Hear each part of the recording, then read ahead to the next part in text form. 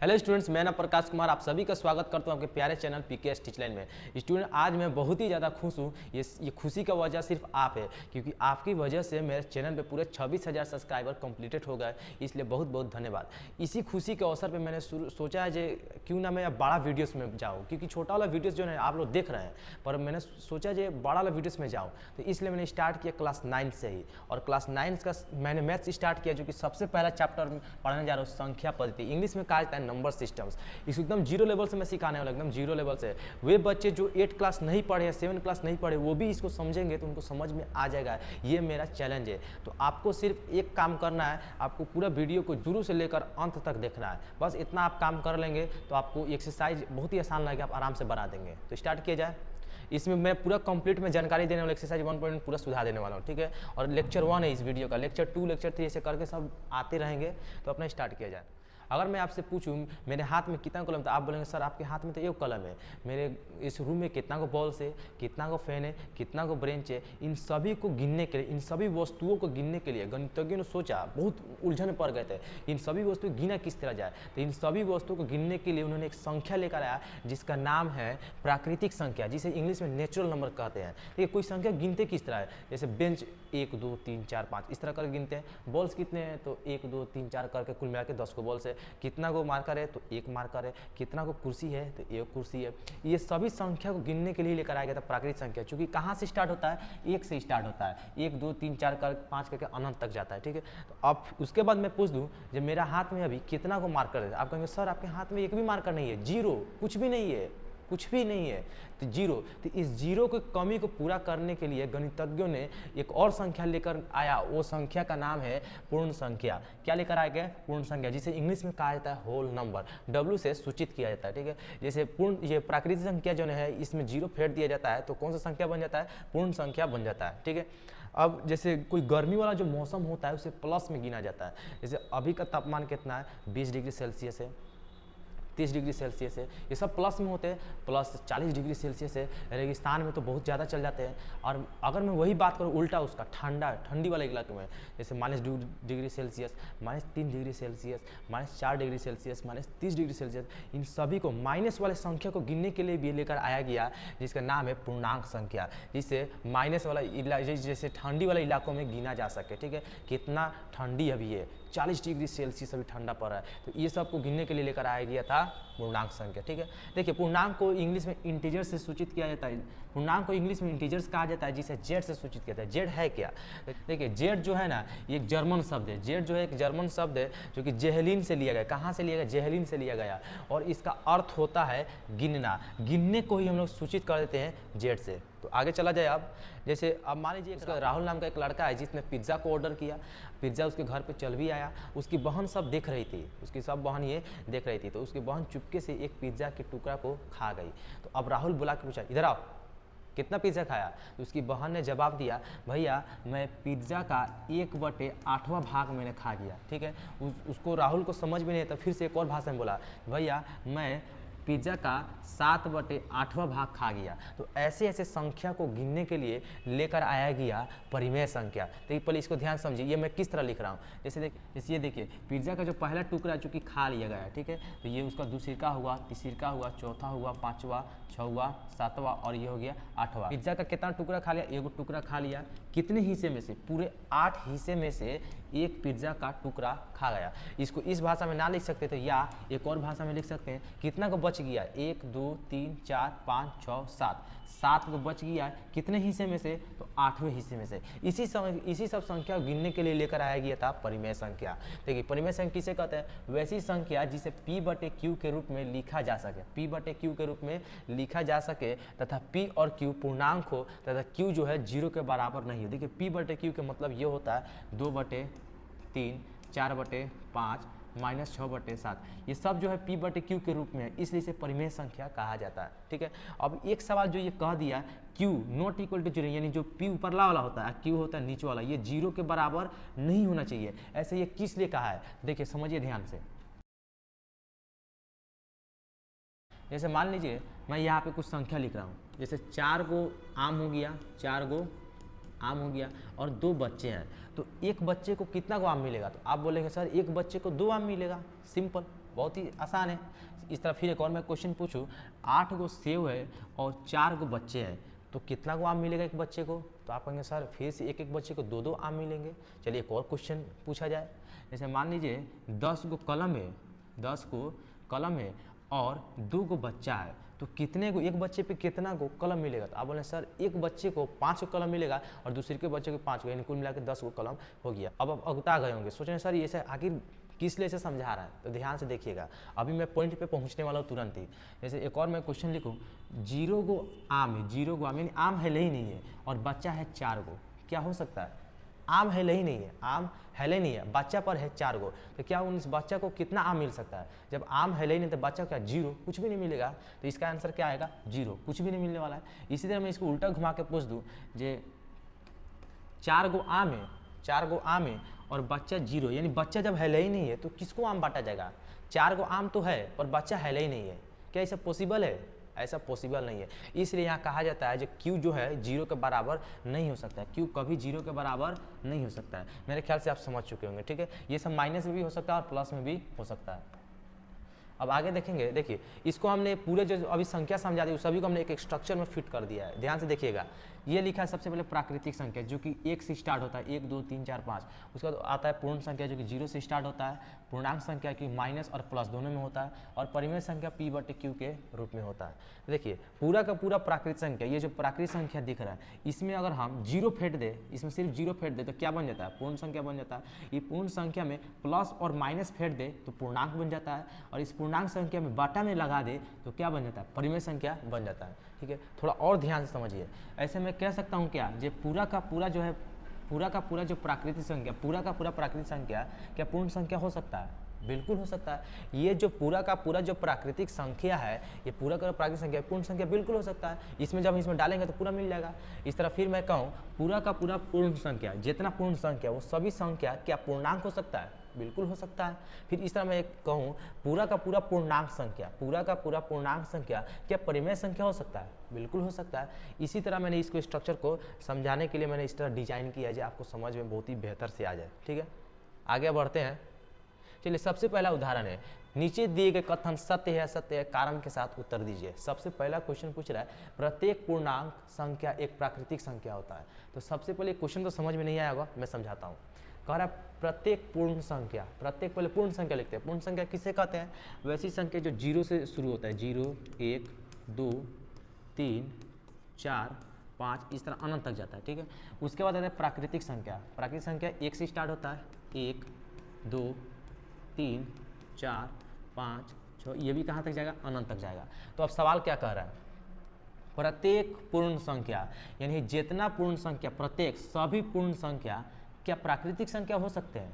नहीं। ये पूरा का पूरा जो है पूर्ण संख्या, पूरा का पूरा पूर्ण संख्या क्या प्राकृतिक संख्या हो सकता है? नहीं, क्योंकि इसमें तो 0 है पर इसमें कहाँ 0 है, तो इसका हम उत्तर देंगे असत्य, नहीं हो सकते हैं, नहीं।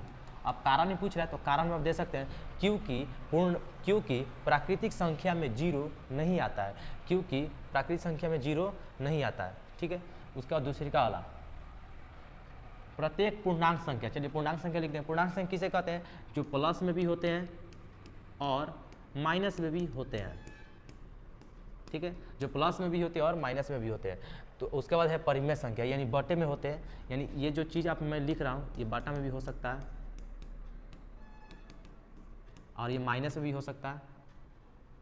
कुछ भी मैं लिख सकता हूँ, कुछ भी बाटा में कुछ भी मैं लिख सकता हूँ, उससे कोई दिक्कत नहीं है। 0/8 1/5 2/6 कुछ लिख दीजिए बाटा में, कोई दिक्कत नहीं, सिर्फ 0 को छोड़कर, क्योंकि क्या कहा परिमेय संख्या जो है उसके नीचे 0 नहीं होना चाहिए, ठीक है। तो अब सवाल को समझिए, प्रत्येक पूर्णांक यानी है जितना पूर्णांक है क्या परिमेय संख्या हो सकता है? क्या ही परिमेय संख्या हो सकता है? बिल्कुल हो सकता है। इन सभी के बाटा में 1 मान लेंगे, सब परिमेय में कन्वर्ट हो जाएगा, बिल्कुल हो सकता है, यानी सत्य है, बिल्कुल हो सकता है, सत्य है, लिखेंगे सत्य है, ठीक है। अब इसे कारण भी आप दे सकते हैं, प्रत्येक परिमेय संख्या में पूर्णांक संख्या भी आते हैं, ठीक है। उसके बाद सबसे लास्ट वाला 3 नंबर है, देखते हैं किस प्रकार बनेगा। इसमें पूछ रहा है परिमेय संख्या, यानी 2/3 कहिए, 4/5 कहिए, ये 6/7 कुछ भी कहिए, ठीक है, ये परिमेय संख्या होगा। उसके बाद आता है पूर्णांक संख्या, यानी प्लस में भी होना चाहिए और माइनस में भी होना चाहिए। ठीक है, तो अब सवाल को समझते हैं। प्रत्येक परिमेय संख्या यानी जितना का जितना परिमेय संख्या, सभी परिमेय संख्या, पूरा परिमेय संख्या क्या पूर्णांक हो सकता है? नहीं, ऐसा तो पॉसिबल नहीं है, ऐसा तो पॉसिबल है ही नहीं है। जितना का जितना परिमेय संख्या, क्योंकि परिमेय संख्या 0.3 को भी कहा जाता है, 0.5 को, 0 से 7, 8, ये सभी को परिमेय संख्या, इसको भी परिमेय संख्या कहा जाता है। पर ये सभी का सभी पूर्णांक नहीं हो सकता है, सभी के सभी पूर्णांक नहीं हो सकते। यहाँ पे लिख दीजिएगा असत्य, असत्य। ठीक है, मेरे ख्याल से आप समझ चुके होंगे। अब आगे चलते हैं। उदाहरण नंबर 2 में देखिए क्या कर रहा है। 1 और 2 के बीच 5 परिमेय संख्या ज्ञात करिए। 1 और 2 के बीच 5 गो परिमेय संख्या ज्ञात करना है। चलिए ज्ञात करते हैं। यहाँ पे हम लिख देंगे 1 और यहाँ पे हम लिख देंगे 2। देखिए इसको 2 मेथड से हम ज्ञात करने वाले, 2 मेथड से।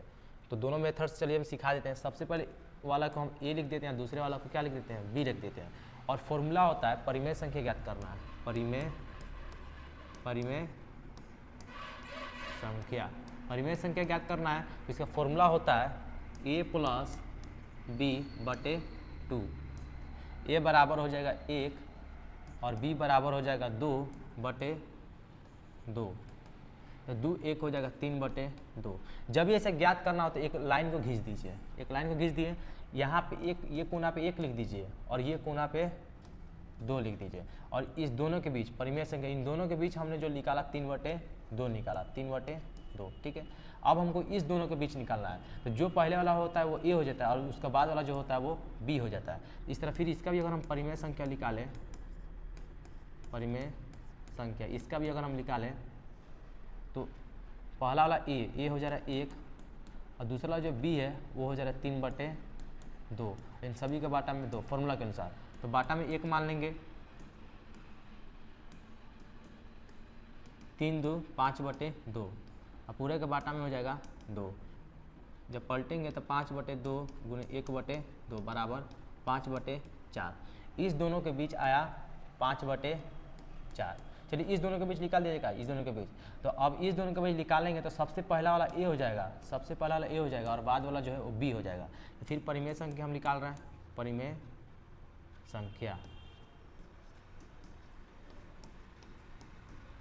संख्या इसका निकालेंगे तो ए हो जा रहा है 3/2 और 2/1 मान सकते हैं और पूरे के बाटा में 2। तो इसका हम बाटा का जोड़ निकालेंगे 3, ये हो गया 4, इसके पूरे बाटा में 2 है,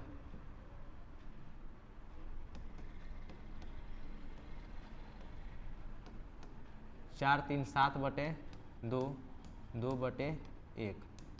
तो 7/2 गुणे 1/2 गुना करेंगे तो 7/4 हो जाएगा। यानी इस दोनों के बीच जो आया 7/4 आया। इस तरह के हम ए और बी, अब इस तरह हम इस दोनों के बीच भी निकाल सकते हैं। जो सबसे पहला ए हो जाएगा, दूसरा वाला हो जाएगा बी, इसके बीच कुछ ना कुछ कोई परिमेय संख्या आएगा। फिर इस दोनों के बीच हम निकालें तो कोई और परिमेय संख्या आएगा। फिर चाहे तो इस दोनों के बीच भी निकाल सकते हैं, चाहे तो इस दोनों के बीच। इस तरह कर करके बहुत सारे अनंत परिमेय संख्या हम निकाल सकते हैं। 1 और 2 के बीच कितनी परिमेय संख्या हो सकती है? अनंत। पर इसमें सिर्फ सवाल का है 5 को ज्ञात करने। कितना को ज्ञात करने? 5 को बोला है। तो ये एक हो गया, ये दूसरे का हो गया, तीसरे का हो गया, चौथा और पांचवा आप शायद ज्ञात कर पाएंगे, मैं ये एक्सपेक्ट कर रहा हूँ। ठीक है, ये पहला मेथड था। अब चलते हैं दूसरे मेथड में। इसी चीज़ को हम दूसरे मेथड में ज्ञात करेंगे। तो इस तरह 1 लिख लेंगे और इसके नीचे लिख लेंगे हम लोग 2। ठीक है, इस दोनों के बीच 5 को परिमेय संख्या ज्ञात करना है। तो हम इसमें एक सिंपल काम कर सकते हैं, 10/10 से गुना कर सकते हैं, 10/10 से गुना कर सकते हैं। क्यों कि 10 से 10 जब कट जाएगा तो 1 आएगा और 1 में 1 से गुना करें तो 1 हो जाएगा। इसी तरह ये 10 में 10 कट जाएगा तो 1 होगा, 1 में 2 से गुना करेंगे तो 2 हो जाएगा। तो ऐसे किया जा सकता है। तो गुना करें, 10 में 1 से गुना करेंगे तो 10 हो जाएगा, पर कटाना नहीं है। क्यों? क्योंकि हमें परिमेय संख्या 5 को ज्ञात करना है, इसलिए कटाना नहीं है। 10 दूनी हो जाएगा 20/10। इस दोनों के बीच हमें 5 को परिमेय संख्या ज्ञात करना है। तो 10 के बाद हो जाएगा 11/10, 12/10, 13/10, 14/10, 15/10, 16/10। 5 को ज्ञात करना था, 1 2 3 4 5, कुछ ज़्यादा ही ज्ञात करनी है, सिर्फ 5 को ज्ञात करना था। यही हमारा आंसर होगा। ठीक है, मेरे ख्याल से आप समझ चुके होंगे। देखिए अब ये बाटा वाला पूछ दिया है, 1/3 और 2/3 के बीच 5 परिमेय संख्या ज्ञात करिए। तो चलिए ज्ञात करेंगे। सबसे पहला 1/3 यहाँ लिख देंगे, उसके बाद 2/3 यहाँ लिख देंगे। देखिए जिस तरह पहले हमने ज्ञात किए थे उसी तरह इसमें भी ज्ञात करेंगे। 10/10 से गुना करेंगे, 10/10 से गुना कर देंगे। जब ये नीचे वाला अगर सेम ना रहे, जब ये नीचे वाला अगर सेम ना रहे तब उसको अलग तरीके से ज्ञात करेंगे। बाटा वाला हम बोल रहे हैं, ठीक है, बाटा वाला बोल रहे हैं। अगर नीचे वाला सेम अगर ना रहे तो उसको हम अलग तरीका से ज्ञात करेंगे, पर इसमें तो सेम है इसलिए हम 10/10 से गुना कर दे रहे हैं। पर कटाइएगा नहीं, 10 में 1 से गुना करेंगे तो 10 हो जाएगा, 10 में 3 से गुना करेंगे तो 30 हो जाएगा, फिर 10 में 2 से गुना करेंगे तो 20 हो जाएगा, ये 10 में 3 से गुना करेंगे तो 30 हो जाएगा। इस दोनों के बीच 5 को परिमेय संख्या लिखना है। तो लिखेंगे 11/30, 1 गो 12/30, 2 गो 13/30, 3 गो 14/30, 4 गो और 15/30, 5 गो। बहुत सिंपल था। पहले वाला मेथड से हम नहीं बना, आप चाहे तो आप बना सकते हैं पहले वाला मेथड से। चलिए आगे चलते हैं। 1/5 और 5/6 के बीच 3 परिमेय संख्या ज्ञात करिए। इस बार 1/5 और 5/6 के बीच परिमेय संख्या ज्ञात करने हैं। पर आप जान लीजिए इसके पहले हमने कहा था कि अगर कोई परिमेय संख्या ज्ञात करनी हो, ठीक है, और बाटा में जो नीचे वाला जो है वो सेम रहे तो आराम से 10/10 से गुना करके हम आराम से ज्ञात कर सकते हैं। लेकिन नीचे वाला अगर सेम ना रहे तो उसको बनाने का अलग तरीका है, वो ध्यान से देखिएगा मैं किस तरह ज्ञात करने वाला हूँ। ठीक है, देखिए इसके नीचे वाला तो सेम है नहीं, तो ये जो 6 दिख रहा है इसमें हम गुना कर देंगे 2 बार, 6/6। ठीक है, ऊपर वाला जो 5 दिख रहा है उसको हम 2 बार गुना कर देंगे, 5/5। तो गुना करें, 6 एकम 6 हो जाएगा, 6×5 30 हो जाएगा। इसी तरह 25 हो जाएगा और 5×6 30 हो जाएगा। अब आपका माइंड में ख्याल आ रहा है सर क्या अब 10/10 से गुना किया जाए? नहीं, अब एक बार हमने जो कर लिया उसके बाद दोबारा इसको अब हम नहीं करेंगे। ठीक है, इसके बीच हमें 3 को परिमेय संख्या ज्ञात करना है। लिखेंगे 6 के बाद हो जाएगा 7/30, 1 हुआ, उसके बाद 7 के बाद कुछ भी लिख सकते हैं, 9/30, 11/30, कोई भी लिखना है, पर हाँ 6 और 25 के बीच ही लिखना है, क्योंकि 3 को हमने ज्ञात कर दिया। उसके बाद आगे देखते हैं, एक्सरसाइज 1.1 है। चलिए सॉल्व करते हैं। पूछ रहा है क्वेश्चन नंबर 1, क्या 0 एक परिमेय संख्या है? सबसे पहला क्वेश्चन पूछा है क्या 0 एक परिमेय संख्या है? बिल्कुल है, लिख सकते हैं हाँ,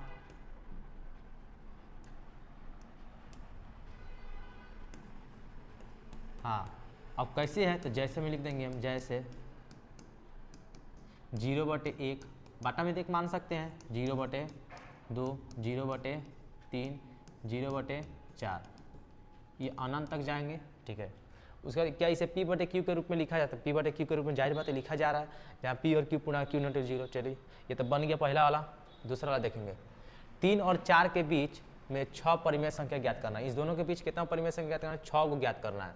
तो लिख देंगे पहले 3, उसके बाद लिखेंगे 4, और इसमें हम 10/10 से गुना कर देंगे, 10/10 गुना करेंगे तो 10 यही हो जाएगा 30, और ये हो जाएगा 10, 10 चौके हो जाएगा 40, यहाँ पे हो जाएगा 10। ठीक है, अब उसके बाद इस दोनों के बीच 6 को ज्ञात करना है, सिर्फ 6 को।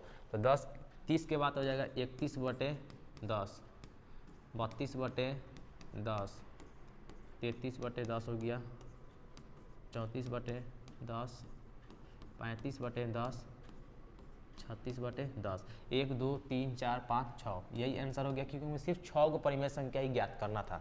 अब अगले क्वेश्चन में देखेंगे, 3/5 और 4/5 के बीच 5 परिमेय संख्या ज्ञात करना है। 3/5 और 4/5 के बीच कितना ज्ञात करना है? 5 को परिमेय संख्या ज्ञात करना है। तो हमने उदाहरण में समझाया था, जो अगर नीचे वाला सेम ना रहे, ये जो नीचे वाला है ये सेम ना रहे, तो उसमें हम किस तरह बनाते हैं, इधर वाला नीचे वाला का इस पर गुना करेंगे 2 बार, और ऊपर वाला का नीचे 2 बार गुना करेंगे, जब सेम ना रहेगा तब। पर इसमें तो सेम है, तो हम इसमें सिर्फ कितना से गुना करेंगे? 10/10 से गुना कर देंगे, 10/10।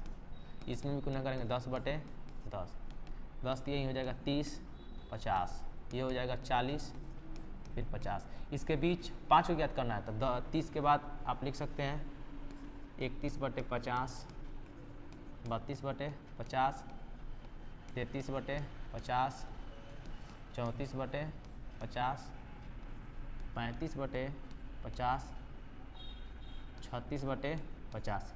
5 को ज्ञात करना था, 1 2 3 4 5, एक ज़्यादा हमने ज्ञात कर लिया, सिर्फ 5 को ज्ञात करना था, यही हमारा आंसर हो गया। ठीक है, अब आगे वाले क्वेश्चन में देखते हैं, नीचे दिए गए कथन सत्य है सत्य कारण के साथ उत्तर देना है। तो देखते हैं सत्य सत्य बतलाना है हमें। प्रत्येक प्राकृतिक संख्या, जो बोल रहा है प्रत्येक प्राकृतिक संख्या एक पूर्ण संख्या होती है। समझ में नहीं आ रहा, चलिए मैं समझाता हूँ। प्राकृतिक संख्या किसे कहते हैं? 1 2 3 4 5, ये सभी क्या होते हैं? प्राकृतिक संख्या होते हैं। उसका तो कह रहा है पूर्ण संख्या, यानी 0 से स्टार्ट होते हैं। 0 1 2 3 4 5 6, ये भी कहा जाता है अनंत। तो सवाल कर रहा है प्रत्येक प्राकृतिक संख्या, यानी जितना ये प्राकृतिक संख्या, ये सभी का सभी, क्या ये सभी के सभी प्राकृतिक संख्या, क्या ये पूर्ण संख्या हो सकता है? बिल्कुल हो सकता है। ये जो प्राकृतिक संख्या है, ये सभी के प्राकृतिक पूर्ण संख्या हो सकता है। इसको इसमें जब उठा के हम डाल देंगे तो पूरा मिल जाएगा, यानी हो सकता है। ये हम लिख देंगे सत्य है, यहाँ पे लिखेंगे सत्य सत्य, ठीक है। दूसरी का प्रत्येक पूर्णांक एक पूर्ण संख्या हो सकता है। तो पहले हम पूर्णांक लिखेंगे, और आप जानते हैं पूर्णांक प्लस में भी होता है और माइनस में भी होती है। +1 हो गया, 2 3 4 5, अनंत तक जाएंगे, फिर -1 -2 -3, इसको यहाँ पे लिख दीजिए -1 -2 -3 -4, ठीक है। अब ये ये पूर्णांक हमने लिख लिया। उसके बाद कह रहा है पूर्ण संख्या, यानी 0 से स्टार्ट, 0 1 2 3 4 5, ये अनंत तक जाएगा। तो ये कह रहा है प्रत्येक पूर्णांक, यानी सभी का सभी जो ये पूर्णांक आप दिख रहे हैं, क्या ये सभी के सभी पूर्णांक क्या पूर्ण संख्या हो सकता है? बिल्कुल नहीं हो सकता है भाई। पूर्ण संख्या सिर्फ प्लस में होता है, सिर्फ प्लस में होता है, पर यहाँ तो ये माइनस में भी है, तो ये नहीं हो सकता है। लिख देंगे हम असत्य,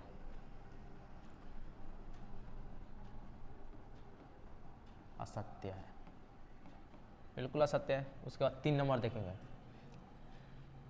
प्रत्येक परिमेय संख्या क्या पूर्ण संख्या हो सकती है? अब परिमेय संख्या लिखिए, 2/3 4/5 6/8, कुछ भी लिख सकते हैं, 0/5 0/7, ये हो गया परिमेय संख्या। उसके बाद आते हैं पूर्ण संख्या। पूर्ण संख्या होता है इसमें 0 1 2 3 4 5 6।